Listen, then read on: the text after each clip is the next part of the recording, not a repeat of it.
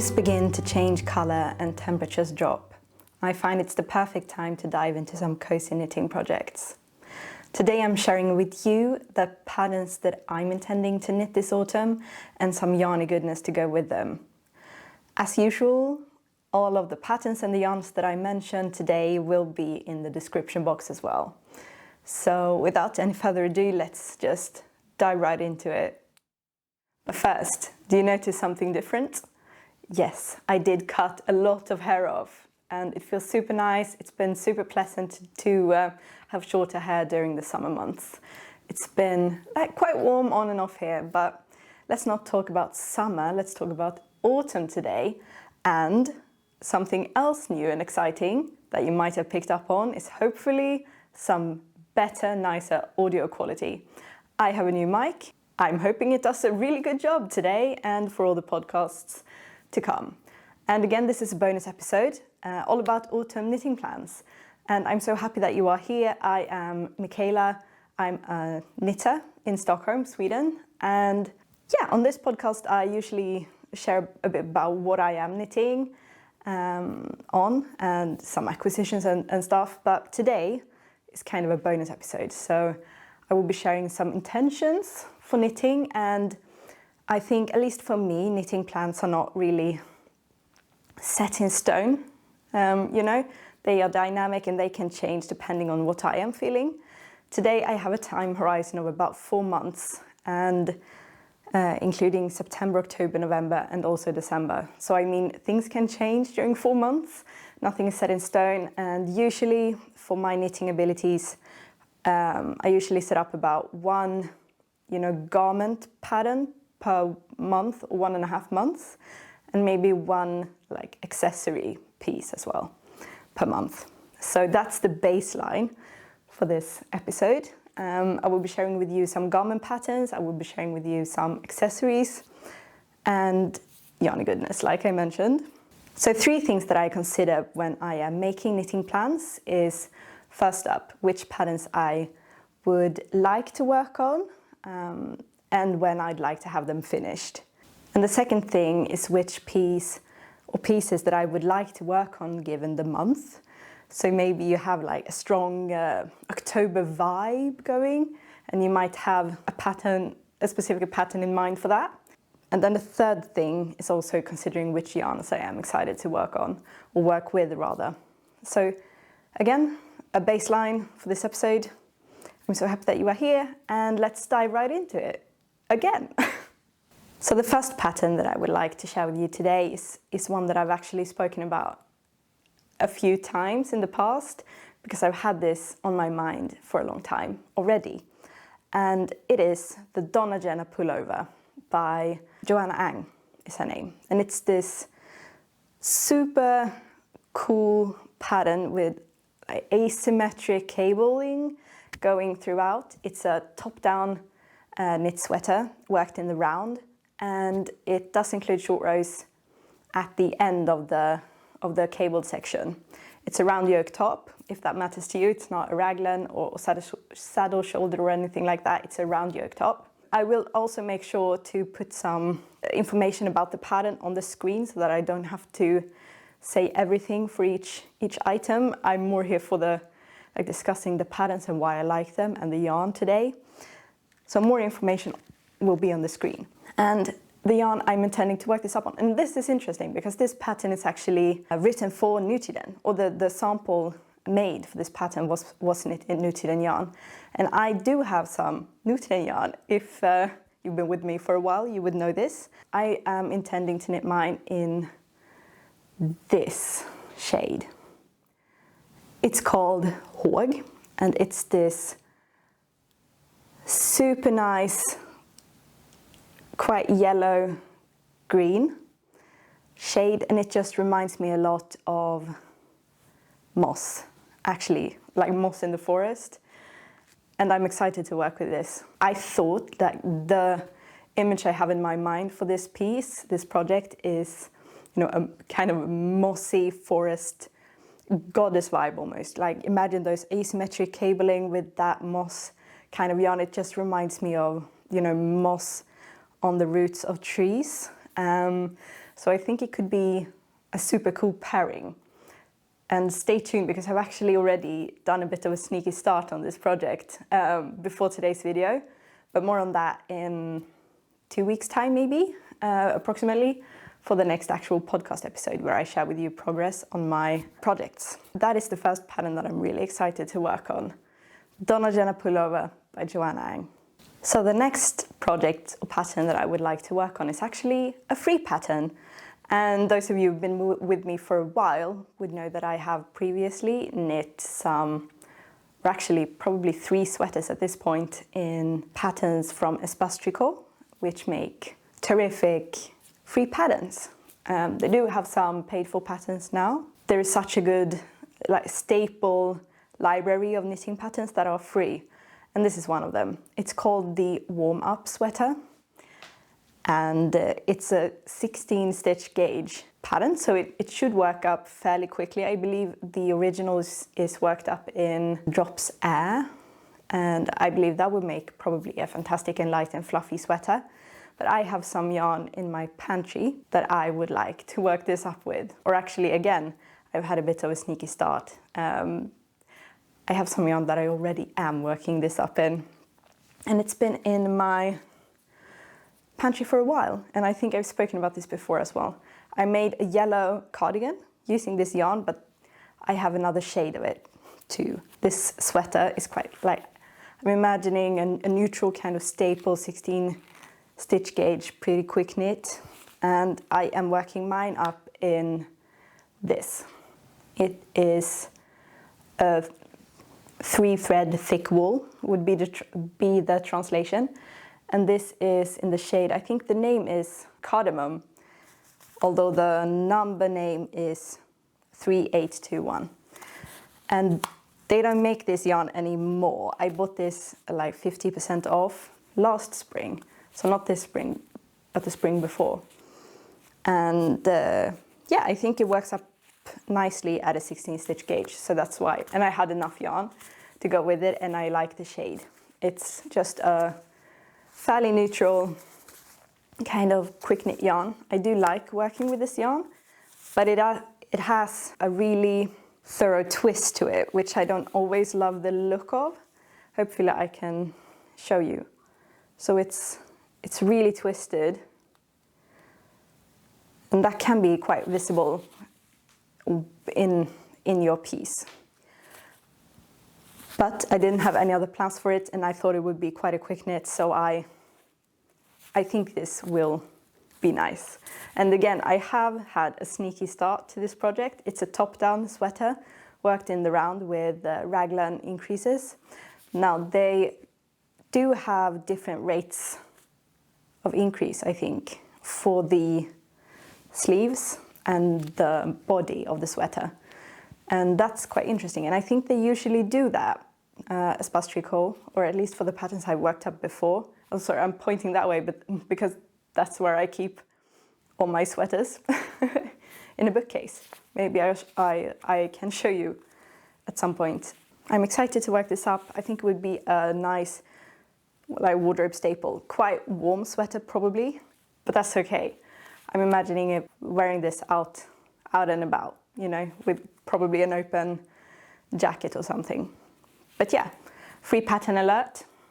And also, coming in about, a couple of weeks, I do plan to make a free pattern roundup video for both garments and accessories. So if you are interested, keep an eye out for that video, because it's coming your way. The next sweater that I'm planning to work up is one that I haven't got the yarn for yet, and I haven't got the pattern yet, but I know that I want to make it. And it is the Winnie sweater. Woozy by Céline, I believe. She has a podcast as well on YouTube. You can check it out. She's funny and a bit, snappy in her videos, and I like that. And it is her first, and I believe only knitting pattern that is self-made, self-published. I think the Winnie sweater is, again, could be a really nice wardrobe staple piece. And it is also a sweater knit up at a 16 stitch gauge, I think. Oh, and that's funny because all of the sweaters that I'm about to mention, I think, are actually 16 stitch gauge. What can I say? It works up quite quickly and it makes for nice garments, like winter garments. But what I like about this sweater is the details. They have, or it has, the collar and the cuffs and the hemline, I believe, are all made with some sort of technique to make stockinette stitch not roll. So it doesn't have any ribbing on it, to my understanding, at least. And I do like the bell sleeves of it. I don't know that I would knit mine with the same length arms, because I feel like those bell sleeves might get in the way. We don't have a dishwasher or anything. We do all the dishes by hand, for instance.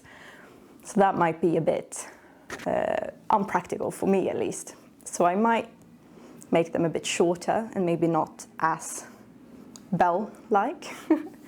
But I do really like it. And I also actually found myself being really drawn to brown for the first time in my life.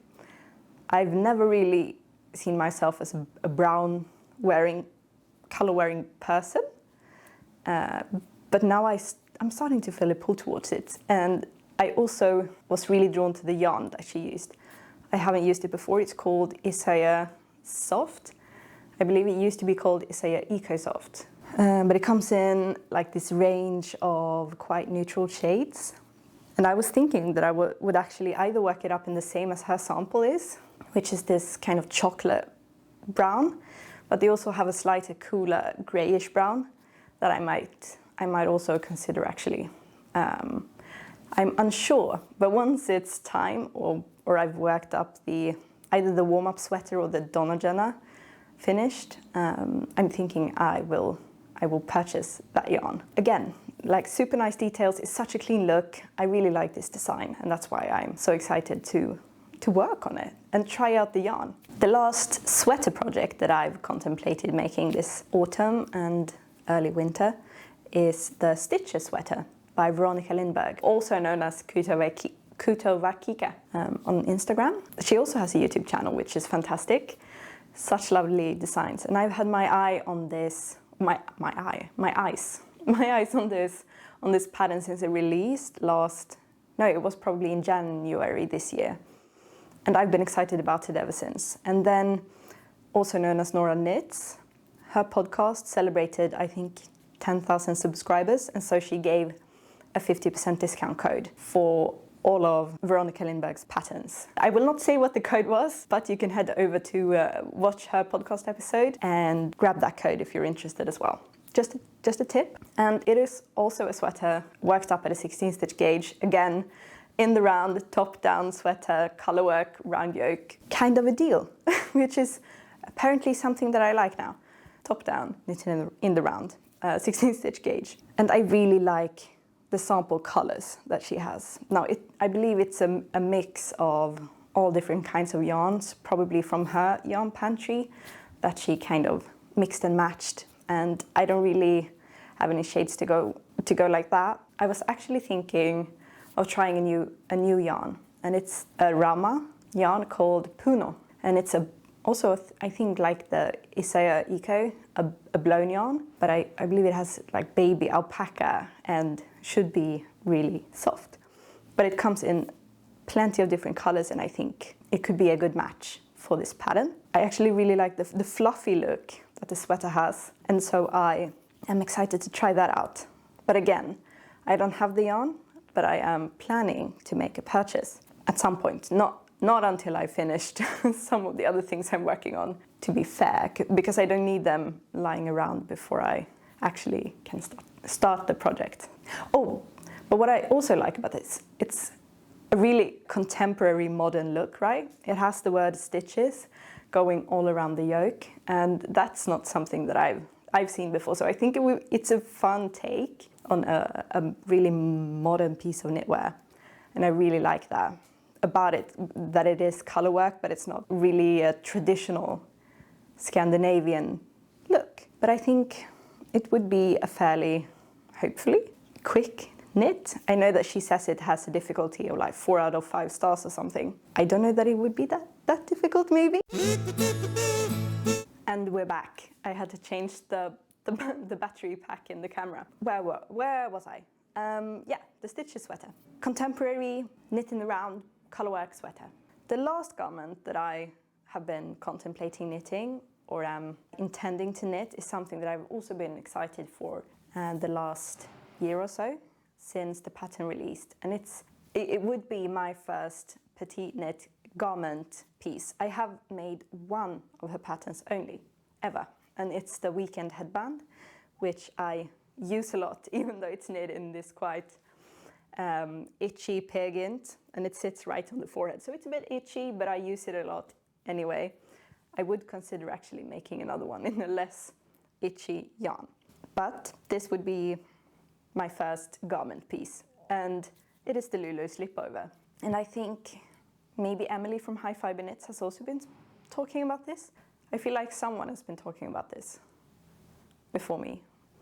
But yeah, I am jumping on the train this fall and winter. I'm hoping that I will start this project this year because I have some yarn for it that I've also had in my pantry for the last 2 years almost now. Some of you who've been around since like my year roundup or my first podcast episode maybe would know that I unraveled the beginnings of a vest just to get it off my mind. I wasn't enjoying knitting on it at all. It didn't bring me any joy, so I ultimately decided to unravel it, but I still have the yarn. And I think it would work nicely for this project. And and I should mention also, the Lulu Slipover comes in 2 different versions. So one is knit up in a DK at 20 stitches per 10 centimeters, and the one I'm intending to make is the chunky edition. It's a 17 stitch gauge worked up in an Aran weight yarn. And I have some Drops Alaska, which is a woolly wool, but still quite soft, I think. It is 100% wool, like 50 grams is 70 meters, with a gauge of 17 stitches. Here it is. Let's see if you can see. Oh, that's working out fantastic. Not. I think my camera had a bit of a meltdown situation. It refused to focus. I restarted it, and hopefully now everything is up and running again. It wouldn't focus on anything, but I will try again. Here is the yarn I am intending to work up the Lulu Slipover in. It's Drops Alaska mix, which means it has like some variegated fibers in it. Let's see if I can show you. Maybe there we go. So there are some lighter fibers and some darker grey fibers, and this is just, I think it's a medium or light grey kind of colorway. And I do have a lot, no, not a lot, I think I have like 9 50-gram skeins or something, which should be enough for the Lulu Slipover. It's the color 03, if you're interested. But anyway, I've been super excited about this pattern. I feel like it would be such again, I know I've said it a couple of times while filming now, but I think it would be a really good staple piece. And in this light grey neutral shade, I think it would carry me really nicely through winter actually. And I'm intending to kind of style it the way that PetiteKnit has in her sample photos on the pattern page, which is just over a kind of oversized shirt and maybe some jeans or something. But I think it could be styled in many different ways because it's, I think, a very neat model, style, very neat style.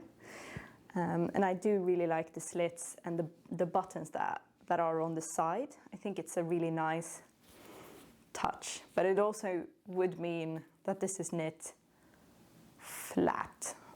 I don't own the pattern yet, so I can't really speak to the construction of this piece, but that's what I am assuming anyway, that it would be knit flat. I think it has like really nice shoulder details as well on the back. I do not know that I would necessarily have the large fold over neckline. I think it would be a bit too warm to wear inside. If I did have that, I would rather have something else like an accessory around my neck.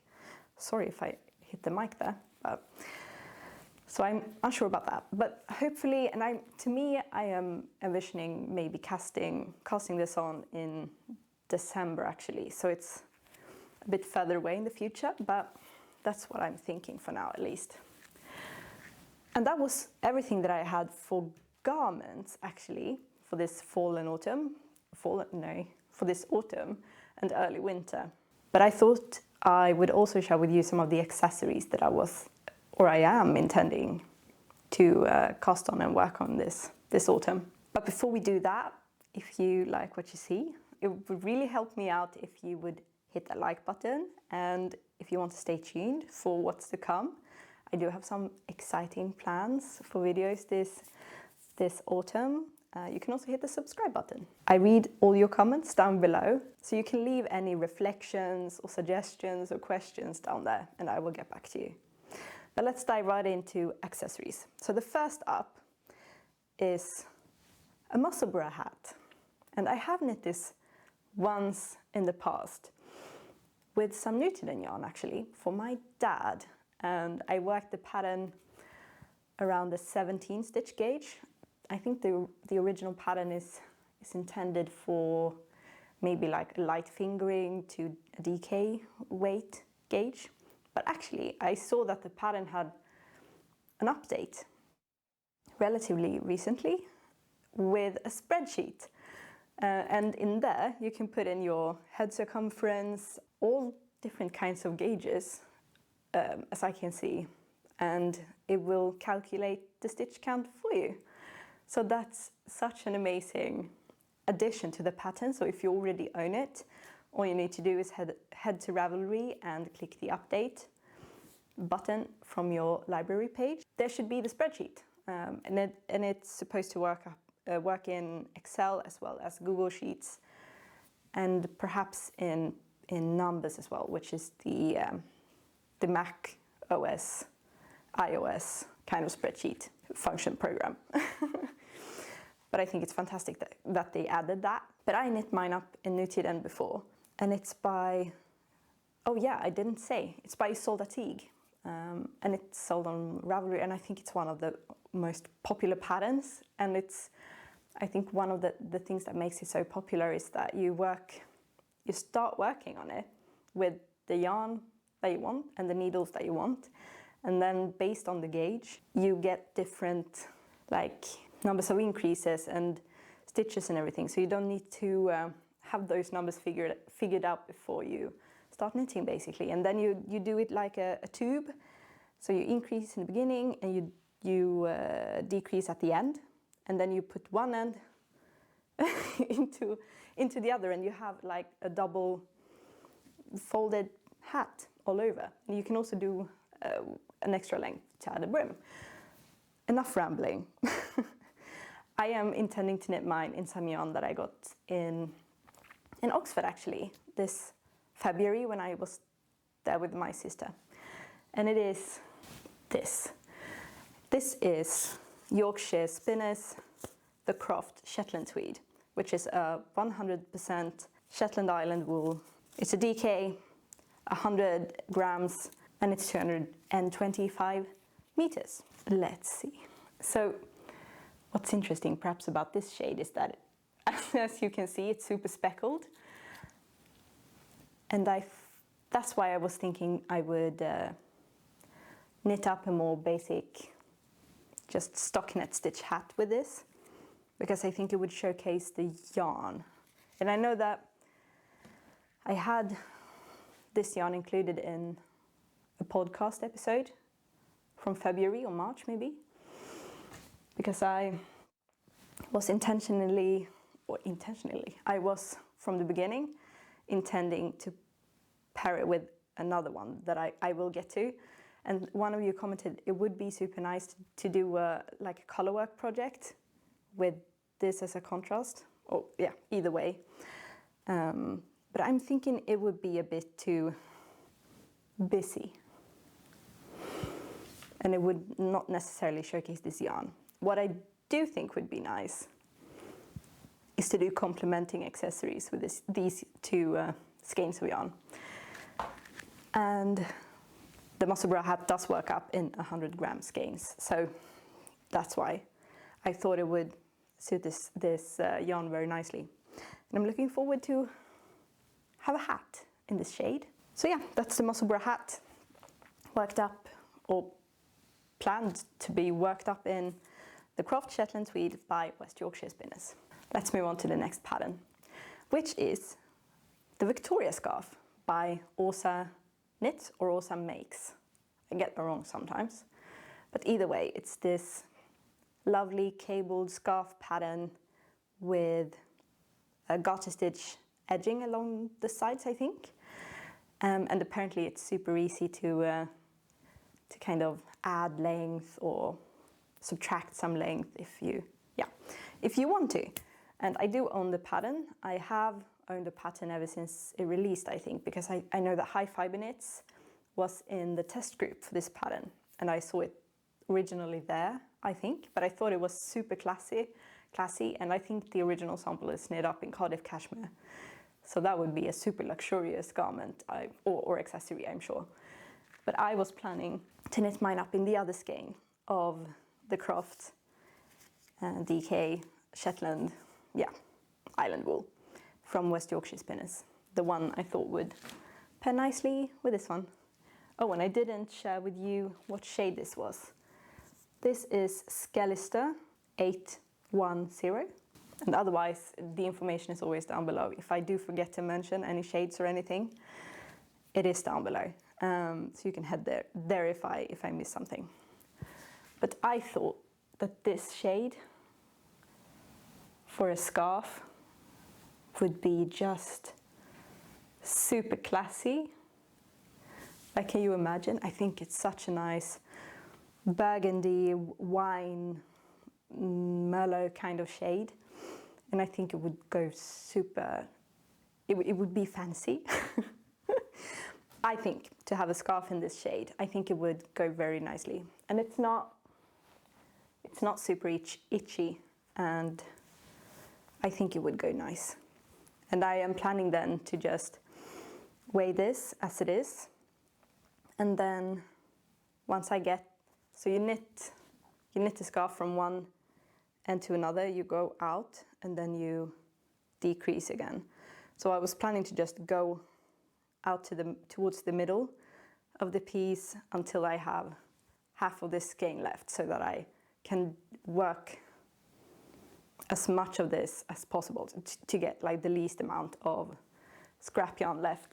And the same with this skein, because I only have one of each, and it would be so nice to just make sure that I don't have much leftovers. And I think so, like oh wow, this is a look.